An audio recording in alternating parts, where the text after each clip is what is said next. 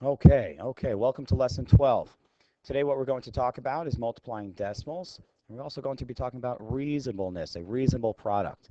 As you can see, we need to multiply 2.1 times 3, and then we need to choose one of these guys. One of these answers is a reasonable product for our multiplication problem. So what I'm going to do here is take 2.1, and I'm going to come up with an estimate or an about number for 2.1. 2.1 is about 2. So now I'm going to use that 2 in place of my 2.1 in my multiplication problem. So I'm going to simply multiply 2 times 3. That's going to give me 6. And I'll look over at my answer choices, and I'll notice that 6.3 is my best and closest answer in relation to 6. Now in words, what I can simply write now is something like this: a reasonable product or estimate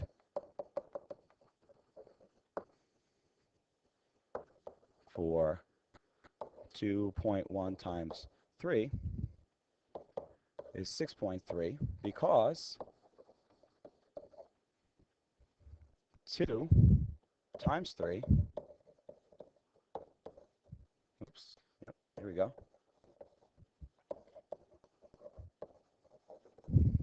equals 6. 2.1 is about 2 whole, so I multiplied 2 times 3. Okay? Now, yes, there are 25 different varieties of, of a decent answer here in written form, but this one isn't too bad. So hopefully everyone's okay with this. Now, I want to move on to the next part. This next part can take a little bit of time, can be a little confusing, but the kids actually had a whole lot of energy and were really good with this. So I just want to cruise down here to question number 2. I want to talk about Yi Ting weighing 8.3 kilograms. Her older brother is 4 times as heavy as she is. So let me get the right marker out here. There are actually 3 ways we can do this, probably more, but I'm going to show you 3 ways. It might take a minute, so bear with me. So how much does her older brother weigh in kilograms? Let's do this first of all. Let's do this using what we call an area model. An area model, as I showed in some other video here, we're going to deal with the tenths, the ones, and the tenths. I have 8 ones, I have 3 tenths, and since her older brother is 4 times as heavy, we're going to multiply this whole thing by 4. So in here I have 32 ones, and in here I have 12 tenths. Notice I need to multiply the 4 times the 8 to give me the 32, and the 4 times the 3, that gives me the 12. I bring this all down, and in standard form, that's 32 ones. And over here, I have 12 tenths. And I need to add this up, by the way. 12 tenths, which is really 1.2. And if I put that together and I add them up, I get 33.2. All right, 33.2 kilograms. And there you have it. Okay, so that's 33.2 kilograms. Let's do this another way. Okay, so that was the area model. Another way I could do this is using a place value chart. In a place value chart, I can put my decimal here. I can have my ones again. I can have my tenths over here.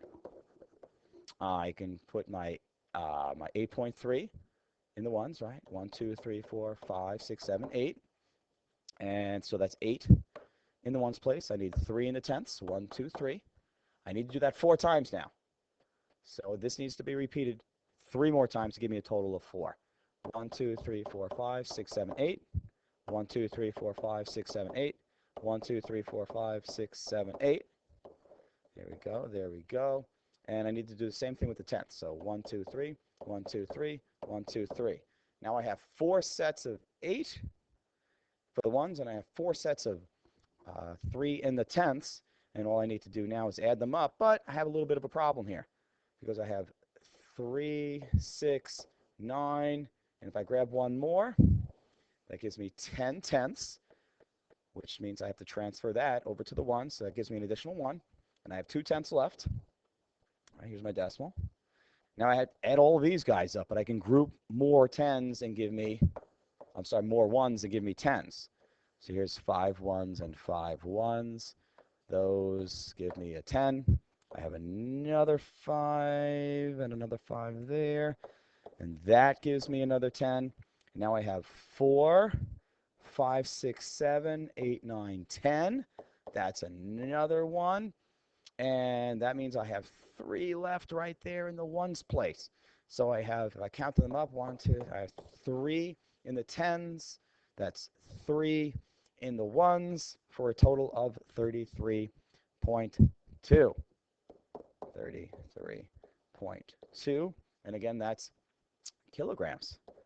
So that's the second way I can solve this problem. Let's do the third way. This video is really long. Let's see, the third way, okay? The third way I can do this now is creating the tape chart. Kids are really starting to like the tape chart. And what happens here, since I need four things to add together, I'm going to put 3 dividers in here, and I have 8.3 kilograms for each of my areas, for each of my sections here. Kids are getting really powerful with this stuff. They're choosing their method. They're feeling pretty good because every method is just as good as another one. What I like about this method is it shows me what I have to do. If this is my total going across here, you can see that these 4 boxes need to I can either add them up or I can take my 8.3 and multiply it by 4. So my 4 times 3 gives me a 12. I carry a 1 over here. A 32 plus 1 gives me 33. And now here comes my estimate a little bit from earlier. If my 8.3